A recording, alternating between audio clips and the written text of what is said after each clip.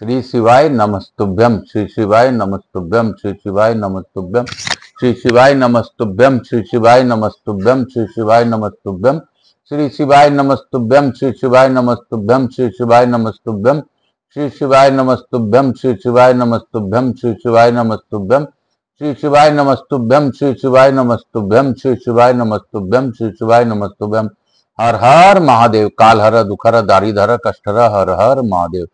शंभु शंभु बोल बम का नारा है, बाबा एक सहारा। बोलो बम, बोलो बम, बोलो बम, बोलो बम, बोलो बम, बोल बम, बोल बम, बोल बम, बोल बम। मैं प्रथम पूज्य देव गणपति गणेश जी महाराज का आह्वान करता हूं, उनसे प्रार्थना करता हूं इस कथा स्थल पर पधार कर आवाज समझ देवी देवताओं का आने का मांगता हूं। मैं अपने भोलेनाथ मैया पार्वती को धन्यवाद देता हूं, उनसे प्रार्थना करता हूं कि आपने मेरे मन में परिवर्तन किया। आज पहला वैशाख के दिन आपको आह्वान करते हुए आपसे अनुरोध करता हूं गोरबिंद और आकाशन ग्रहण करें। मैं गणेश जी महाराज से यह अनुरोध करता हूं कि सभी अवैध देवी देवताओं का आने का मार्ग दें और उनसे हमारी बातें पहुंचाकर उनसे आशीर्वाद दिलवाने में हमें कृपा करें। हे गणपति, आप गजानन हो, विघ्नहर्ता हो, लंबोदर हो, आपका जितना भी गुणगान करूं कम। काल हर दुखहर दारिधर कष्टहर, हर हर महादेव। शंभु शंभु बोल बम का नारा है, बाबा एक सहारा। मैं आकाशार्य बंसल गोत्रोत्पन्नो मुंबर शंकर नारायण देवी कांतारा जड़े पुत्र आचार्य संगीत कृष्ण जी महाराज संवरिया बाबा के नाम से विख्यात यवतमाल में विराजमान। मैं अपने गुरु को वंदन करते हुए गुरु आज्ञा लेकर आज कथा प्रारंभ करूंगा। पंडित प्रदीप जी मिश्रा को जितना भी धन्यवाद दूंगा कम। काल हर दुखहर दारिधर कष्टहर, यहाँ के स्थान देवता, वास्तु देवता, ग्राम देवता, क्षेत्रपाल देवता, समुद्र देवी देवताओं का आह्वान करता हूँ तथा स्कंद कुमार स्कंद देव का भी आह्वान करता हूँ तथा रामचंद्र जी महाराज और हनुमान जी का भी आह्वान करता हूँ। पहला वैशाख के दिन, इस बैसाखी के लिए बंगाली लोग के नव वर्ष के लिए हैप्पी बंगला वैशाख, हैप्पी पहला वैशाख और सभी लोगों के लिए हैप्पी पहला वैशाख। बैसाखी बनाई जाती है हमारे पंजाब में और बंगाल प्रदेश में पहला वैशाख मनाया जाता है। यह बहुत ही उत्तम पर्व है और त्योहार की तरह मनाया जाता है। आज के दिन महादेव जी का स्पेशल दिन कहा जाता है। आज से महादेव जी की पूजा का विधान बदल जाता है। एक लोटा ठंडा जल, मटके का ठंडा जल, एक लोटा मटके का ठंडा जल, सारी समस्या का हल। तो अगर प्रयास हो आपके घर में जो भी वस्तु हो, उस मटकी के घड़े में, मटकी में किसी में भी जल रखकर रात में और सुबह उसको बाबा को जरूर चढ़ाएं।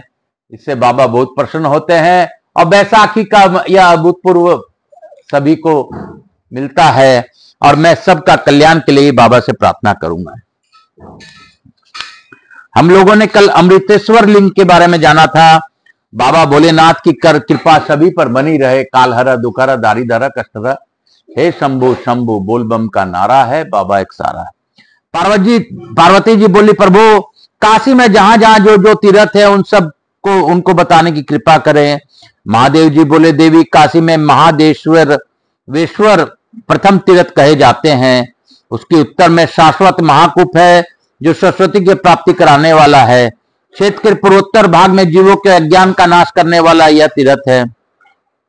उसके पश्चिम भाग में मूर्तिमती काशीपुरी है जो मनुष्यों के द्वारा पूजनीय है। महादेव के स्थान से पूर्व भाग में गोपेक्षेश्वर नामक उत्तम लिंग है। वहां पूर्व काल में स्वयं भगवान शंकर ने गोलोक से गौओं को भेजा था। गोपेक्षेश्वर से दक्षिण भाग में दधीचीश्वर और दधीचीश्वर के पूर्व में अत्रीश्वर और अत्रीश्वर लिंग का यत्न पूर्वक दर्शन करने वाला मनुष्य विष्णु लोक को जाता है। गोपेक्षेश्वर से पूर्व भाग में बिजवर नामक लिंग भी है। बिजवर के पूर्व भाग में विदेश्वर नाम लिंग है। वेदेश्वर से उत्तर में क्षेत्रज्ञ आदि केशव है। उससे पूर्व में संगमेश्वर से पूर्व में ब्रह्मा जी द्वारा स्थापित चतुर्मुख लिंग है। उसी का दूसरा नाम प्रयाग लिंग भी है जो पूजित होने पर ब्रह्मलोक देने वाला है। वहीं शांति करी गौरी का स्थान है जो आराधित होने पर शांति कारक होता ही है। वर्णा के पूर्व तट पर कुंतीश्वर लिंग है। उसमें उत्तर में कपिल कुंड है। गुरुपेक्षेश्वर से उत्तर भाग में अनुसूयेश्वर लिंग है, उसके पूर्व में सिद्धि विनायक है और उसके पश्चिम में हिरण्यकशिपु द्वारा स्थापित शिवलिंग है। उससे पश्चिम मुंडा सुरेश्वर लिंग है। गोप्रेक्षेश्वर से नेतृत्व कोण में वृषभेश्वर लिंग है। महादेवेश्वर के पश्चिम में स्कंदेश्वर लिंग है। उसके पास ही शाखेश्वर और विख्याखेश्वर लिंग है। वहीं नगमेश्वर लिंग और नंदी आदि गणों द्वारा स्थापित सहस्रो लिंग है। नंदीश्वर से पश्चिम शिलादेश्वर है और वहीं हिरण्याक्षेश्वर भी है। उससे दक्षिण 28 लिंग है। उसके उत्तर में प्रश्नवेदनेश्वर है। उनसे उत्तर भाग में प्रश्नोद कुंड है। 28 से पश्चिम भाग में मित्रेश्वर है, वरुणेश्वर है। 28 से नेतृत्व कोण में वृद्ध वशिष्ठ लिंग है। वशिष्ठेश्वर के समीप कृष्णेश्वर है। उनसे दक्षिण में याज्ञवल्क्येश्वर है।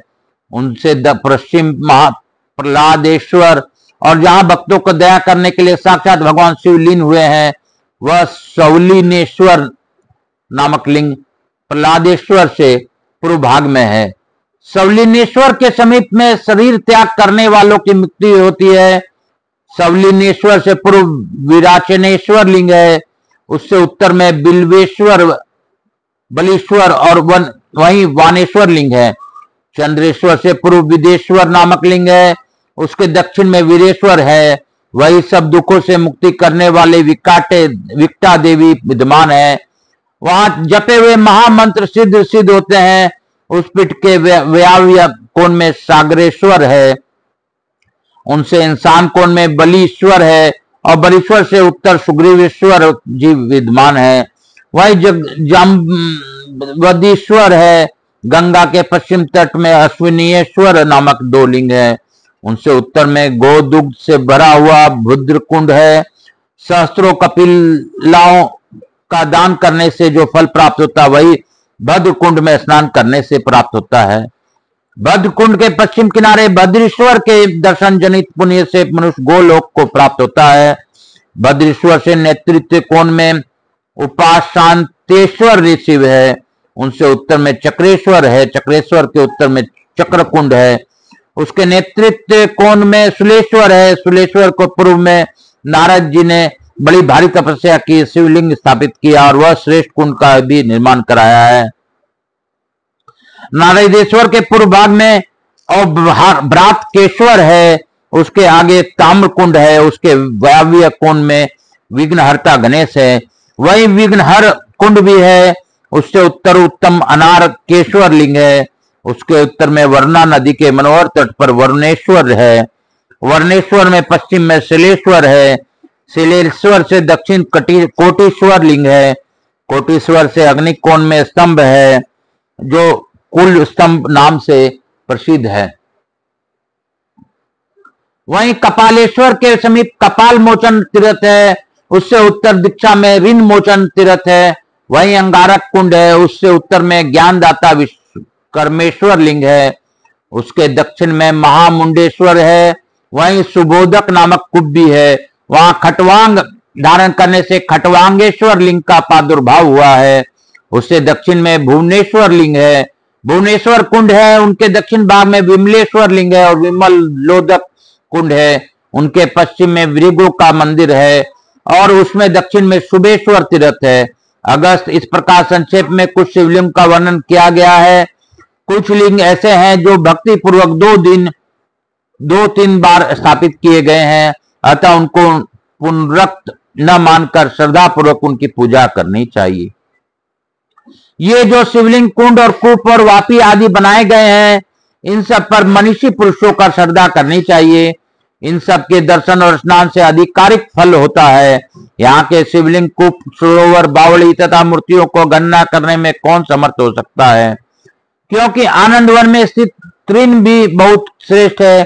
काशीपुर से दर्शन करने पर जहां देव वासनाथ तक सेवित होने पर स्वर्ग और उपवर्ग को देने वाली है।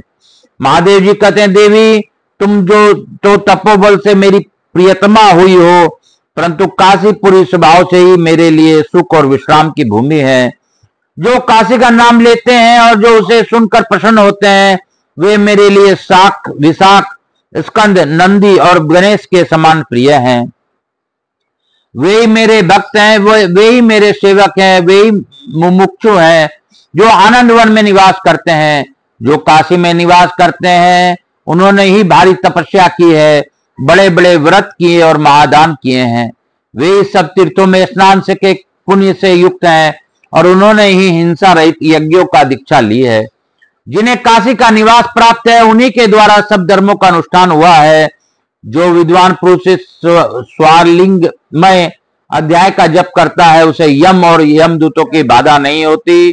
जो पवित्र और तद्गत चित होकर इस अध्याय का पाठ करता है वो उस पुण्यात्मा के ब्रह्म यज्ञ का फल प्राप्त होता है।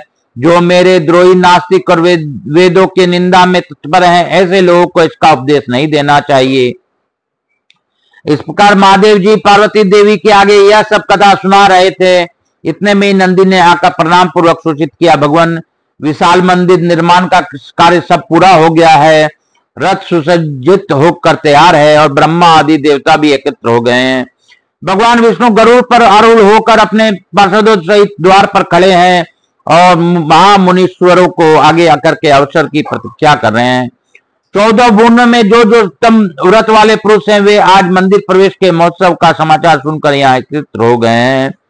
स्कंद जी कहते हैं, नंदी का यह वचन सुनकर महादेव जी पार्वती जी के साथ दिव्य रथ पर बैठकर त्रिविष्टप क्षेत्र से निकले। बोलो काशी काशी शिव काशी मोक्ष नगरी काशी की जय। हम लोग बाबा भोलेनाथ की दया से अद्भुत कथाओं की ओर बढ़ रहे हैं। हम लोग सत्य में अनजान है और सभी लिंगों का महात्म पढ़कर आज वैसाख के दिन मुझे बहुत ही अच्छा लगा। मेरे बाबा की कृपा सभी पर बनी रहे, यही प्रार्थना के साथ हम लोग लघु आरती करते हुए आज की कथा को यहीं पे विराम देंगे। और मैं महादेव जी से यही प्रार्थना करूंगा कि बाबा सबका कल्याण कीजिए। इस सृष्टि में जो भी जिस भी इच्छा से आपका यह कथा श्रवण करें उनको उचित फल दीजिए। जो अपने कष्टों में आपको साथ दें, आपको याद करें, उनका कष्ट को दूर कीजिए। काल हर दुख हर दारिद्र कष्ट हर हर हर महादेव। कपूर गौरम करुणावतारम संसार सारम भुजगेंद्रहारम सदा वसंतम हृदयारविंदे भवम भवानी चेतम। श्री राम जय राम जय जय राम। प्रभु राम श्री राम जय राम जय जय राम। श्री राम जय राम जय जय राम। समस्त देवी देवताभ्यो नमः। स्थान देवता वस्त्र देवता स्मृति मातृ देवी पितृ देव सब पितृ देवताभ्याम नमो नमः। स्कंद पुराणाय नमो नमः। भक्त वत्सलाय नमो नमः। हर हर महादेव। शीतलीकरण अहम करिष्येत। हर हर महादेव। हर हर महादेव।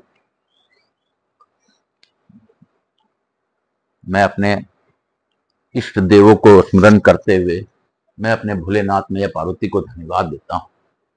मैं प्रथम पूज्य देव गणपति गणेश जी महाराज, लक्ष्मी जी महारानी, रिद्धि सिद्धि शुभ लाभ कुबेर जी महाराज से अनुरोध करता हूं कि हमारे यहाँ निवास रहकर अखंड कृपा बनाए रखें।